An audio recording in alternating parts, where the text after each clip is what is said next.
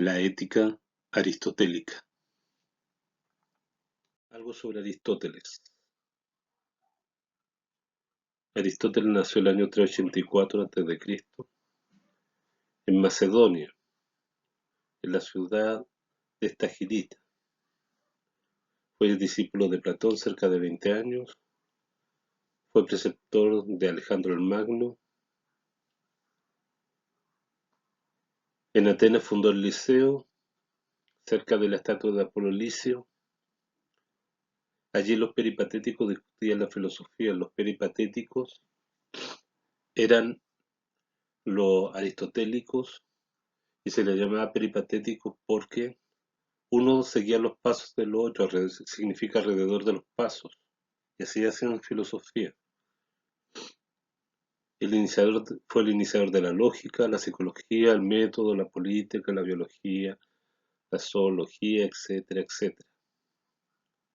Una de sus máximas teorías es el materialismo. Escribió la Ética de Eudemo, la Ética de Nicómaco, la política, la metafísica, el órganon, la retórica, la física, la poética, etcétera. Murió en el 322 en cárcel de Eubea, en Macedonia. Algunas cosas que debemos saber de la ética aristotélica. Ellos decían que todo el universo está ordenado y jerarquizado. El hombre se distingue de entre ellos, de entre los seres que están ahí, por la razón. La eudaimonía, es decir, la felicidad, es lo que debemos y tenemos que alcanzar todos los seres humanos. Pero deben haber condiciones objetivas. Sin ella no podemos conseguir la felicidad, es decir, un hombre enfermo, alguien que no tiene casa, alguien que no tiene dinero, alguien que no tiene dónde dormir, no puede ser feliz. Teniendo las condiciones básicas, decía Aristóteles, podemos hacer y pensar que todas las personas podrían ser felices. El hombre es un zoon político, es decir, es un animal político, y de esta manera la felicidad no la encuentra solamente él mismo. Por eso la felicidad, algunos dicen que es efímera, porque yo soy feliz, pero al estar con otros se me va la felicidad porque veo que hay infelicidad en otros. Es decir, la única forma para ser feliz o feliz es con otros. La virtud, Aristóteles dice que es la búsqueda del término medio, pero no es la mitad de algo, sino él pone el término medio lo máximo que yo puedo hacer y pone el defecto y el exceso para ejemplificar, pero siempre nosotros lo único que tenemos que hacer es coger lo mejor posible y ese término medio.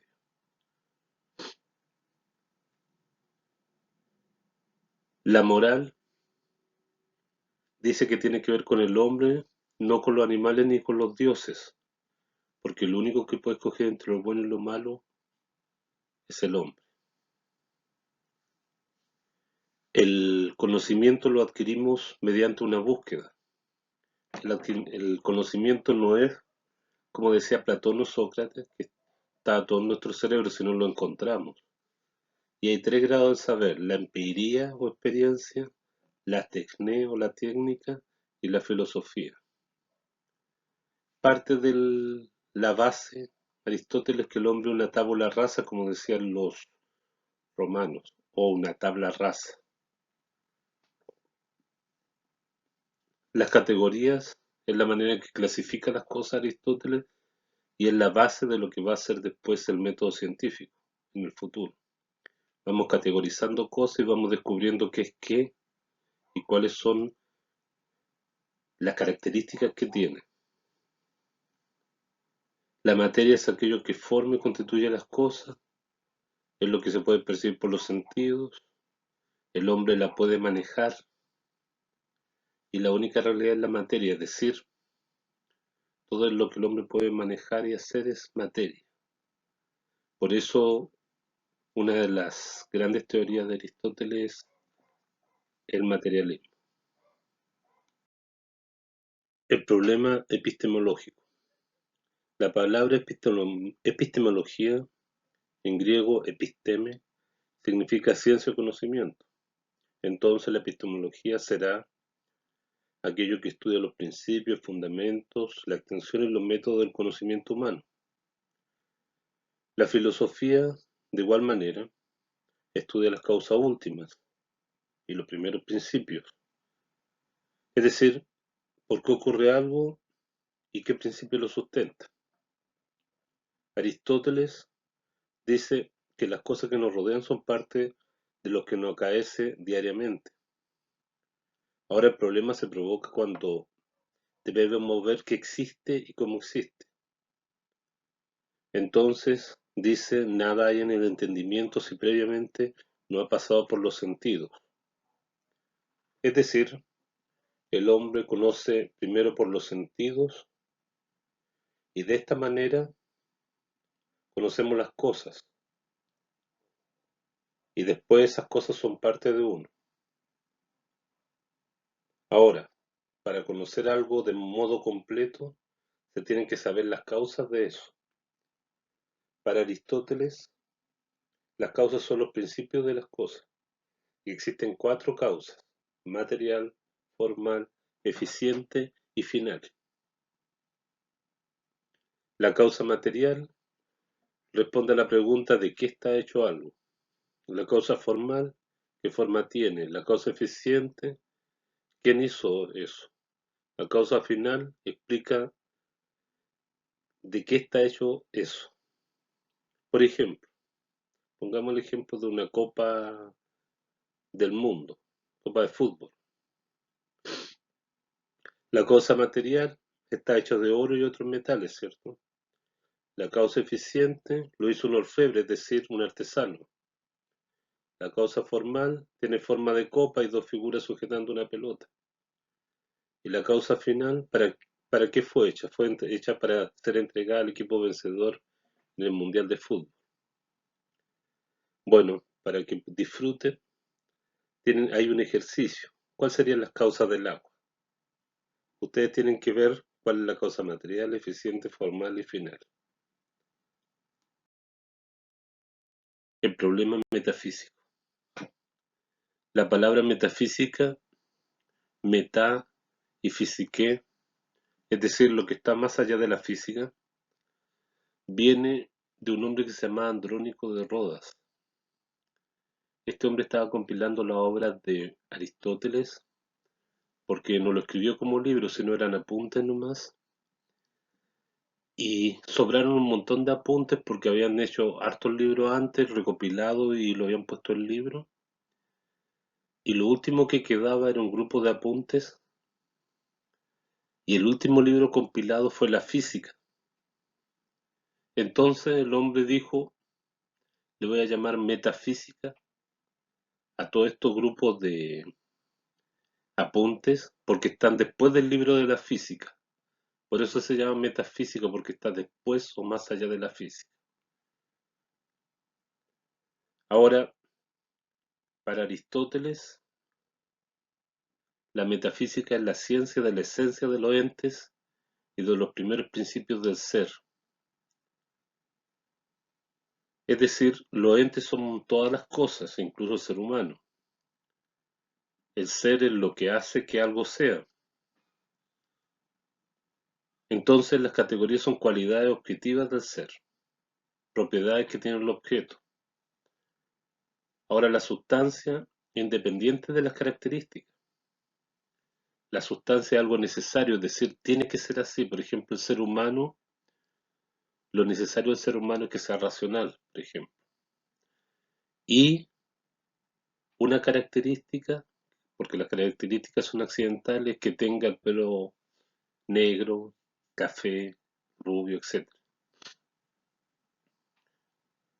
Aristóteles distingue 10 clases de categorías o afirmaciones del ser. La sustancia, la cantidad, la cualidad, la relación, el lugar, el tiempo, la posición, la acción, la pasión y la situación. La categoría es el sujeto sustantivo y las otras categorías son accidentes o posibles predicados. Por ejemplo, si yo digo mi celular está en la mesa, ¿cierto? La sustancia celular, como cierto ser. La cualidad, que es gris. ¿Cuál es la cantidad? Uno. ¿En qué tiempo? Por ejemplo, ahí yo puse las 6:17, la hora que yo estaba haciendo este trabajo. La relación, ¿dónde está? En la casa. ¿En qué posición está? Horizontal. ¿Qué está haciendo? Estoy escuchando música, está tocando música celular. La pasión es qué lo afecta, el aire, la gravedad, etc. El lugar, en el comedor. La situación, haciendo el video. Es decir, cualquier persona viendo ciertas las características podría llegar a dónde está el celular. Dice, está de posición horizontal, era esa hora, era gris, estaba en la casa de no sé quién, en su comedor, podría más o menos decir la ubicación exacta. Y eso es parte de lo que después va a ser el método científico, cómo buscar cosas, evaluarla y que otro investigue y llegue a la misma investigación que llegó el anterior, ¿cierto? Bueno, ese es el problema epistemológico. El término medio. Para Aristóteles, la virtud es el término medio, o el justo medio, como le llaman otros.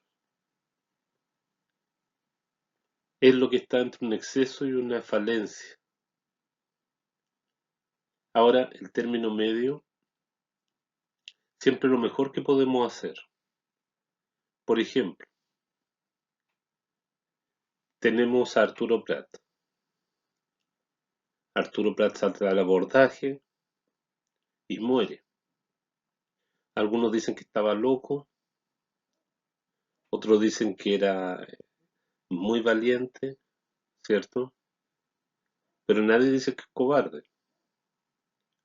Ahora, ¿por qué Arturo Prat es valiente? Porque el hombre había estado en la escuela naval, había estudiado, había sido profesor incluso de cómo se abordaba. Es decir, sabía cómo abordar un buque y lo que había que hacer. Cuando el 21 de mayo de 1879 viene el Huáscar, el hombre dice vamos a abordar el buque y se prepara para ello. Es decir, pensó lo que iba a hacer, no se lanzó, como dicen algunos, a tontas y a locas, sino lo que pensó, dijo, viene el buque, me lanzo, puedo llegar, incluso hacer daño. Y ese hombre, por esa actitud, por razonar, se dice que es valiente. El justo medio, o el punto medio, o el término medio, del valiente está entre el cobarde y el temerario. El cobarde es que dice, viene el buque y no voy a hacer nada porque es muy grande, me van a matar, etcétera, etcétera. El temerario, sin pensar, se lanza nomás. Mientras que el valiente se acerca más al temerario porque el cobarde nunca saltaría, pero el temerario sí lo haría. Entonces el valiente se acerca, está más cercano al temerario que al cobarde. Por eso el valiente parece loco porque llega, se lanza, pero pensando. Entonces justo en medio no es la mitad, sino siempre está cercano a uno de los del defecto o el exceso. Ahora, el término medio o justo medio, punto medio que uno dice, siempre es lo que yo tengo que hacer. No tengo que ser ante algo cobarde ni temerario, sino valiente. Y por ahí se muestran hartos términos medios. Uno lo distingue porque es lo mejor que puede hacer. Por ejemplo, la dignidad es un término medio. La magnanimidad, es decir, ser grandioso o ser bueno con otras personas, ¿cierto? La generosidad es un término medio. Ahora, como ejercicio yo puse ahí la valentía, la cobardía y la temeridad para que usted lo vea. Puse unos términos medios, unos defectos, otro exceso, y lo que ustedes tienen que hacer es llenar esas cartillas que está ahí con los términos medios, exceso y defecto que salen al otro lado. Resumen de la ética aristotélica. Aristóteles nació el 384, murió el 322 en Macedonia. Su padre era médico, él también sabía los secretos de la medicina porque acompañó a su padre. El maestro de Aristóteles fue Platón en la academia. Su discípulo de Aristóteles fue Alejandro de los 13 años. Aristóteles, eh, como fue el maestro de Alejandro, este decía que Aristóteles le había enseñado a vivir bien con ética y filosofía, y su padre le había enseñado a vivir. Por ahí dicen una frase de Aristóteles que está latinizada: Amicus Platus et magis amica veritas. Soy amigo de Platón, pero más amigo de la verdad. El materialismo es la teoría que inventa para solucionar el problema del ser. El conocimiento se adquiere a medida que nos relacionamos con la realidad. Fundó el Liceo, ya le habíamos dicho que al lado de la estatua de Apolo Licio, por eso se llama Liceo, que era el lugar donde él enseñaba filosofía. La felicidad, la eudaimonía, solo se puede dar con los demás. Por esa razón nos parece efímera cuando la alcanzamos. Por sus estudios nace la lógica, biología, política, psicología, métodos, sociología, etcétera, etcétera. Salvando la filosofía. Aquí se trata de resolver un crucigrama donde tú tienes que ir desde el comienzo hasta el final y vas a poder optar a tener décimas.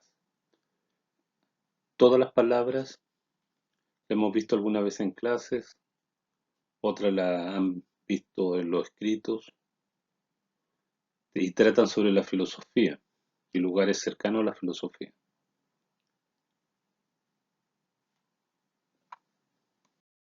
Ejercicios. El ejercicio número 1 dice si podemos ser felices para las escuelas éticas estudiadas.